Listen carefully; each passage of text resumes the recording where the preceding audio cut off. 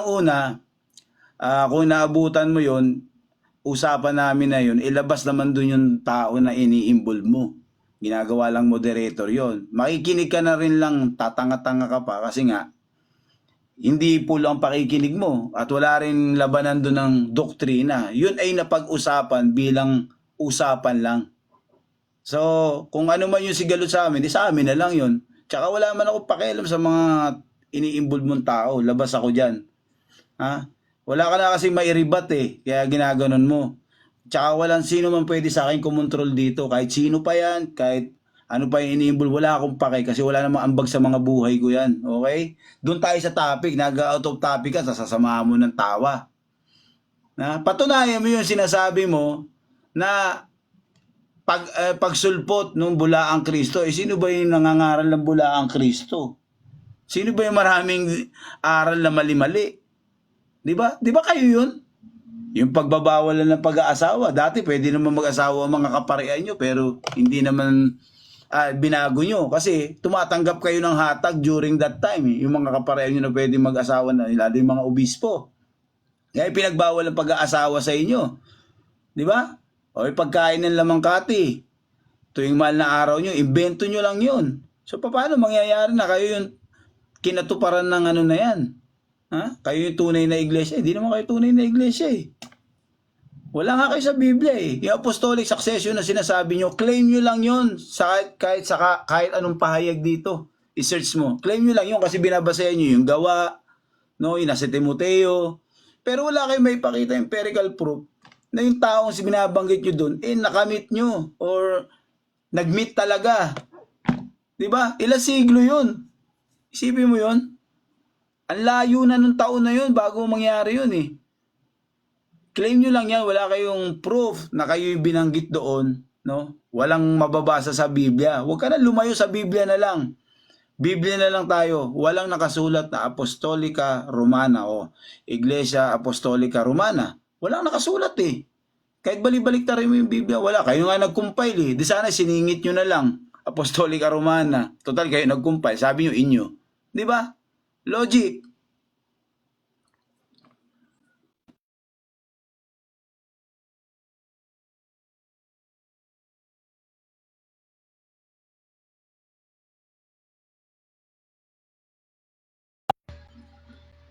Yan. Tingnan mo kung gaano kasi nungaling tong taong to. Sabi niya, basahin ko daw sa Britannica Encyclopedia. Wala ka nakalagay dyan eh. Napakasinungaling talaga ng taong to. Hindi ka maliligtas boy sa kakaganyan mo. Tapos sabi niya pa, patunayan ko daw na si Felix Manalo, yung bulaang propeta, papatunayan ko sa'yo. Nung tinatag ni Felix Manalo, yung Iglesia 1914, may digmaang nangyari, which is salungat sa Apokalipsis 7:2-3. Kasi ang sabi dun sa talata, huwag muna ninyo pinsalain ang hangin, lupa at mga punong kahoy, pati tubig. Ayon sa kiniklaim nyong si Felix Manalo yung nagsasalita na isa pang sugo or ibang sugo, pinakikiusapan niya yung 4 na anghel na pinagkalooban ng kapangyarihang makapaminsala. Yung 4 yung anghel na kiniklaim na sinasabi ni Felix Manalo na 4 na anghel kuno, isalungat naman sa sinasabi ng Biblia. Yung 4 na anghel ba yun ay magkakayahang pinsalain? Ay, iba yung ginawa. Alam mong ginawa? Gumawa ng kasunduan para kuno pigilan. Ang tanong, napigilan bang digmaan? Hindi. Kasi nga, sumiklab yung digmaan eh. Sumiklab at nagtapos. Hindi napigilan. Pagka sinabi nating napigilan, edi sana walang digmaang nangyari. Isa na yan sa bulaang aral ni Felix Manalo. Ano pa yung pangalawa? Ito. Yung pangalawa. Yung 4 na anghel daw dyan ay sugo ng Diyos. Ang sabi ni Felix Manalo, may sinugo ba ayon sa Biblia? May sinugo ba ang Diyos na isang atheist? isang atheist, meron bang sinugo? Huwag mo ko bibigyan ng isang pagano sapagkat ang pagano ay hindi atheist. Magkaiba sila. Magbigay ka. Ngayon, punta tayo dun sa claim ng Bible Baptist. Tumutugma yung hula ng Bible Baptist sa bulaang propeta. At sino tinutukoy nila dun at pinatatamaan? Si Felix Manalo. Bakit? Nagkakalat siya ng maling aral. Wala ka namang mababasa sa Biblia na tanging Iglesia ni Cristo 1914 ang maliligtas. Wala, kapatid.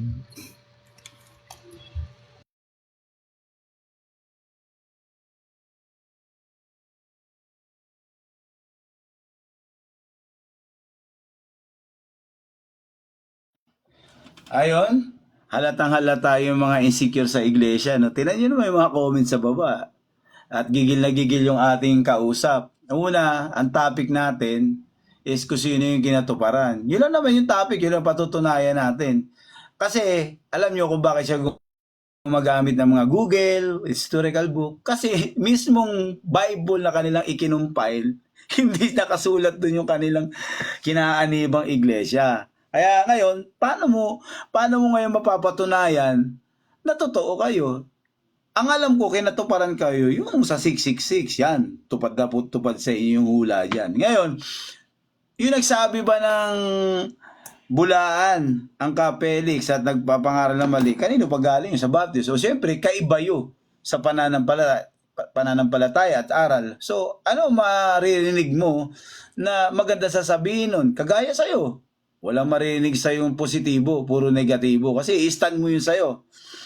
Ang usapan dapat, patunayan mo kahit man lang talata sa Biblia na nagpapatunay na may Iglesia Katolika, hindi yung Apostol Succession. Hindi nga kayo nagpang-abot nun. Wala sa history na nagpang-abot yung taong binabanggit nyo. No? Walang history ganon. No record. Okay? Claim nyo lang yon.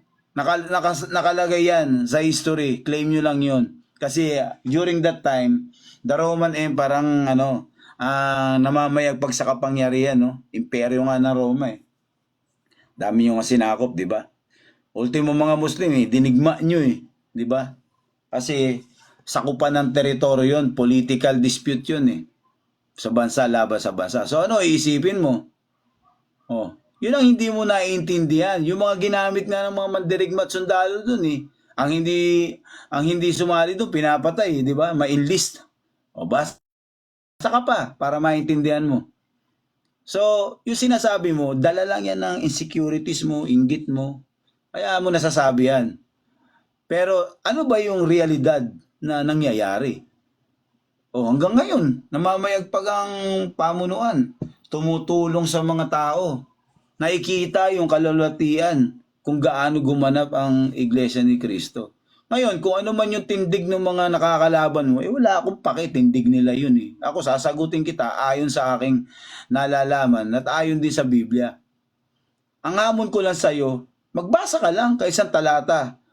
Iglesia Apostolica Romana. Tapos ang usapan. Yun lang, huwag ka na mag-Google para hindi ka na mahirapan kung kayo yung kinatuparan until now. Ngayon, kung ano man yung nasa isip mo na umingit-ngit sa puso mo at utak mo, sa'yo yan. Basta ako, nakita ko yung katotohanan.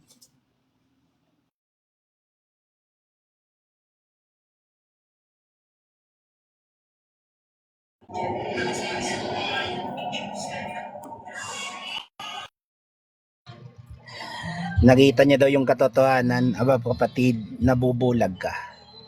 Hindi mo nakikita ang katotohanan sapagkat nandyan ka nga ni sa INC, sa isang kultong simbahan. Sorry for the word Ano nga ba ang patunay at bakit hindi kailangan ilagay ng Katoliko ang pangalan ng Katolik Apostolica Romana doon sa Biblia? Bakit? Kasi irrelevant na. Unang-una, kami nga ni nag-compile, kami gumawa, nakikibasa lang kayo. Ba't pa namin gagamitin o lalagyan ng pangalan namin yan? Nasa dulo na nga ng Biblia gawa ng Katoliko. At hindi gawa ng mga